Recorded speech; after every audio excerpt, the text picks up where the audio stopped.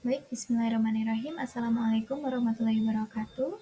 Saya Ranul Azizah dengan NIM 216131117 ingin mempresentasikan terkait rangkuman yang saya dapatkan dari jurnal yang membahas terkait kardiovaskular dengan keislaman.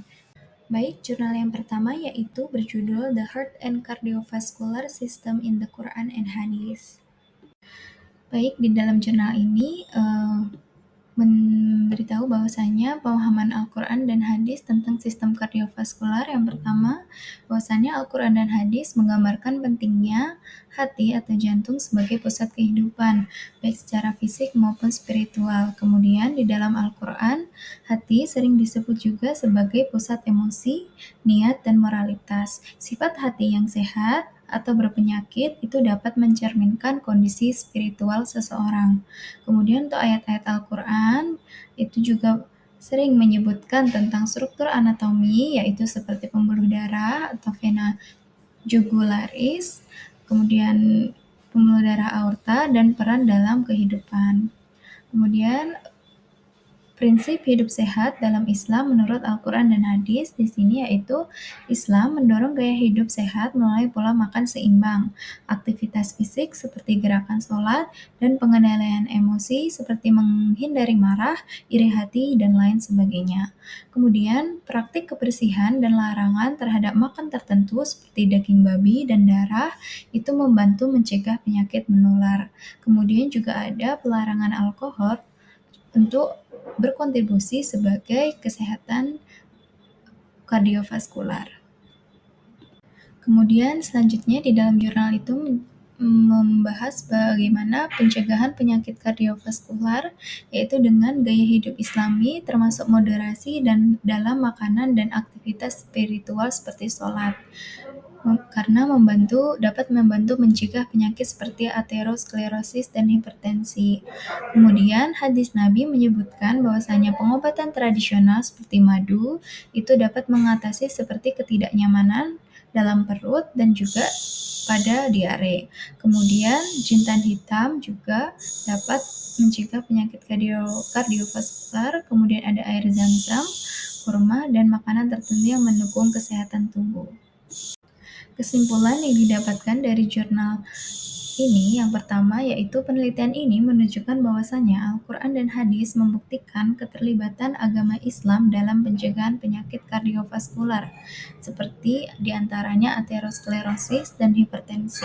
Penyakit tersebut dapat dicegah dengan kebiasaan Islam seperti kegiatan spiritual seperti sholat, kemudian makan secukupnya, kerja fisik, mengurangi kemarahan dan kecemburuan.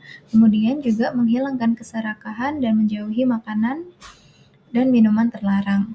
Walaupun tidak disebutkan secara langsung di dalam Al-Quran keterkaitan dengan spesifik penyakit, namun aturan, larangan, serta perintah yang terkandung dalam Al-Quran dan Hadis menghubungkan agama Islam dengan pencegahan penyakit terutama kardiovaskuler.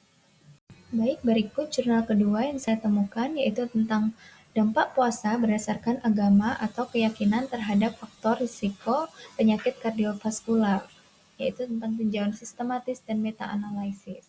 Di sini itu menghubungkan jurnal pertama tentang agama Islam itu dapat berkaitan untuk mencegah penyakit kardiovaskular, yaitu yang di sini ibadah puasa Ramadan.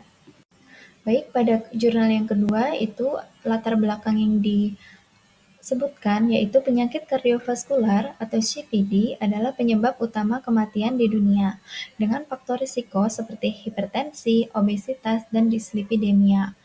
Puasa agama seperti puasa Ramadan telah lama dipraktikkan dan diyakini memberikan manfaat kesehatan, termasuk pengurangan risiko kardiometabolik. Nah, istilah risiko kardiometabolik sendiri mengacu pada sekelompok faktor risiko yang dapat dimodifikasi yang berkontribusi secara signifikan terhadap perkembangan penyakit kardiovaskuler. Nah, ini termasuk seperti BMI atau indeks massa tubuh yang tinggi, kemudian hipertensi, disglikemia, dan dislipidemia yang dapat dimodifikasi oleh faktor gaya hidup, termasuk gaya hidup tidak aktif, perilaku diet, dan merokok. Baik, selanjutnya yaitu peran puasa dalam Islam dan kesehatan kardiovaskular. Puasa Ramadan sendiri sebagai salah satu kewajiban dalam Islam, yaitu yang melibatkan pantang makan dan minum dari fajar hingga matahari terbenam. Studi tersebut menunjukkan bahwasanya puasa Ramadan terkait dengan penurunan tekanan darah sistolik, yaitu rata-rata minus 3,83 mmHg, dan indeks massa tubuh BMI berkurang sebanyak 0,47 kg per meter kuadrat. Efek ini dianggap bermanfaat untuk mengurangi risiko kardiovaskular seperti hipertensi dan obesitas. Selanjutnya, pembahasan jurnal yaitu puasa Ramadan dikaitkan dengan peningkatan profil lipid tertentu seperti kolesterol HDL, meskipun hasil untuk kolesterol LDL dan trigliserida bervariasi. HDL-C lebih tinggi pada kelompok puasa dibandingkan dengan kelompok non-puasa.